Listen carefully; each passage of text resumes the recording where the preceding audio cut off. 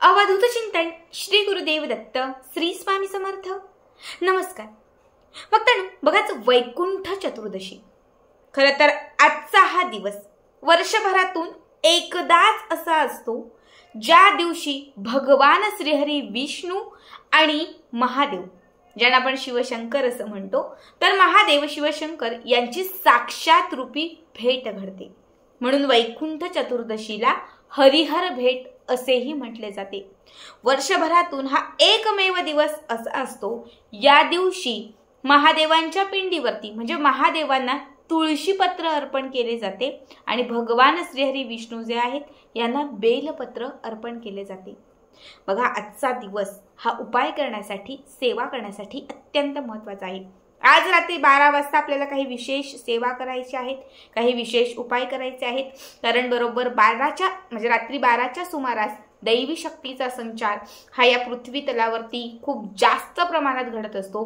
रात्री 12च्या सुमारास तुम्ही जर एखादी सेवा किंवा एखादी छोटी मोठी आराधना केली, मंत्रस्तोत्र म्हटले, पूजा अर्चा केली किंवा जर तुम्ही एखादं दीपदान केलं तर या सेवेचं फळ तुम्हाला असंख्य पटीने लाभते। आता आपल्याला सगळ्यात पहिली गोष्ट म्हणजे रात्री 12 वाजता तुमच्या घरामध्ये भगवान श्रीहरी विष्णूंचा फोटो असेल किंवा जर महादेवांची पिंडी असेल तर तुम्हाला 2 छान प्लेटमध्ये किंवा 2 ताम्हणांमध्ये ते ठेवायचं आहे। महादेवांच्या पिंडीवरती तुम्हाला सगळ्यात आधी थोडं पाणी अर्पण करायचं आहे। त्यानंतर भगवान श्रीहरी विष्णूंच्या मूर्तीवरती तुम्हाला थोडंसं पाणी अर्पण करायचं आहे। त्यानंतर पंचामृत अर्पण करायचं आहे, पुन्हा पाणी घालायचं आहे। छानपैकी स्वच्छ तुम्हाला अभिषेक घालून घ्यायचा आहे। ठीक आहे, अभिषेक घालून झाला की त्याच्यानंतर आपल्याला पंचोपचारद्वारे आपण जी काही पूजा करत असतो, हळदी, कुंकू, गंध, अष्टक, फुलं किंवा धूप, दीप, नैवेद्य, हे सगळं महादेवांना आणि तुम्हाला भगवान श्रीहरी विष्णूंना अर्पण करायचं आहे। जर बेलपत्र तुमच्या घरामध्ये आणलेलं असेल किंवा असेल तर आवर्जून आजच्या रात्री तुम्हाला हे बेलपत्र जे आहे हे तुम्हाला भगवान विष्णूंच्या समोर ठेवायचं आहे। आणि जर तुळशीपत्र असेल तर तुळशीपत्र हे तुम्हाला महादेवांच्या पिंडीवरती अर्पण करायचं आहे। हे सगळं तुम्हालाच करायचं आहे। त्यासोबत हा छोटासा एक उपाय करायचा आहे। उपाय दिव्याचा आहे। रात्री 12 वाजता तुम्हाला एक चौमुखी दिवा प्रज्वलित करायचा आहे आणि हा चौमुखी दिवा तुम्हाला तुमच्या घराच्या मुख्य प्रवेशद्वारावर लावायचा आहे। कुठलीही शक्ती असेल, कुठलीही दैवी शक्ती असेल, दैवी तत्व असेल तर ते आपल्या घरात कुठून येतं तर घराच्या मुख्य प्रवेशद्वारावरून येतं। तिथूनच आपल्या घरात लक्ष्मी येते, इथूनच आपल्या घरामध्ये अवलक्ष्मी येते। आता रात्री 12च्या सुमारास म्हणजे 12, 11:30, 12 याच दरम्यान आपल्याला घराचा मुख्य प्रवेशद्वार हे थोडा वेळ ओपन करायचं आहे। त्यानंतर तुम्हाला एक छान कणकेचा दिवा बनवून घ्यायचा आहे। कणकेचा घ्या किंवा तुमच्या घरामध्ये जर कुठलाही चौमुखी दिवा असेल तो घेतला तरीही चालेल। जो कुठला दिवा तुम्ही घेतलेला आहे त्यामध्ये 4 वाती घालायच्या। किती? 4 वाती।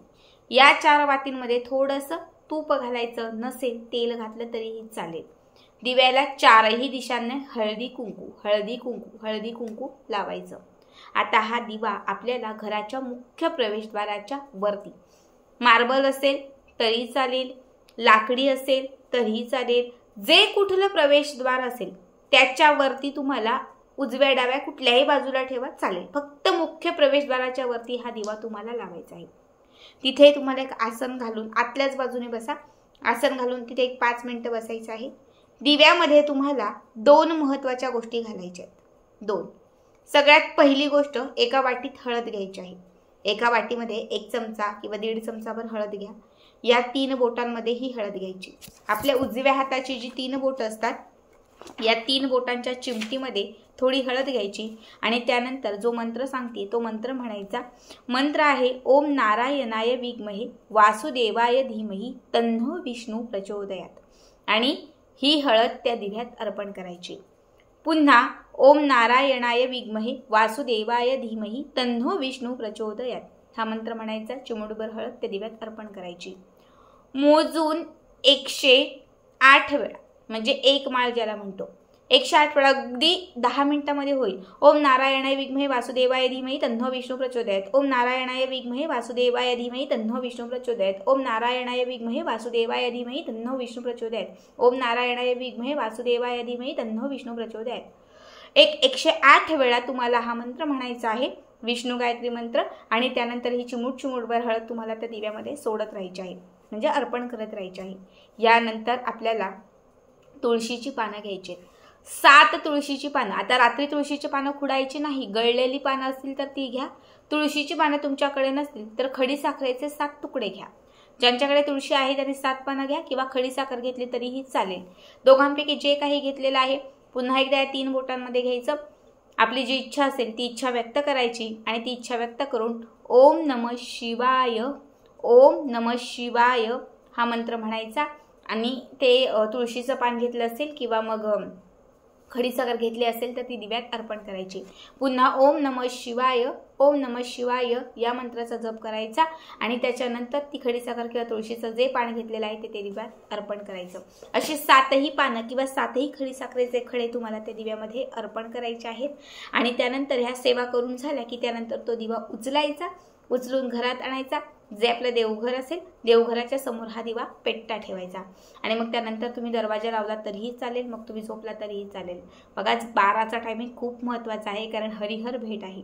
या टायमात जर तुम्ही ही सेवा केली, हा उपाय केला तर उंबरठ्यापर्यंत आलेली जी दैवी शक्ती आहे तुमच्या घरात येईल. महादेव आणि भगवान श्री विष्णू यांचा साथ तुमच्या घरात येईल, ज्यामुळे तुमच्या घरातील नकारात्मक शक्ती घराच्या बाहेर फेकली जाईल, घरामध्ये सकारात्मकता येईल, दैवी तत्व घरामध्ये जागृत राहील, तुमच्या घरातील प्रत्येक सदस्याची भरभरून प्रगती होईल. उपाय खूप सोपा आहे, खूप साधा आहे. आजचा हा खास उपाय आहे, तर आवर्जून करा. आणि आजचा व्हिडिओ तुम्हाला कसा वाटला कमेंट करा. बघा मी तुम्हाला हळद आणि तुळशीची पानं सांगितली, कारण हळद आणि तुळशीची पानं दोनही गोष्टी दैवी तत्वाचा वास असणाऱ्या गोष्टी आहेत. महादेवांना आणि भगवान श्री विष्णूंना अत्यंत प्रिय असणाऱ्या गोष्टी आहेत. तुळस भगवान श्री विष्णूंची प्रिय सखी आहे, तर हळद ही महादेव आणि भगवान श्री विष्णूंना विशेष प्रिय आहे.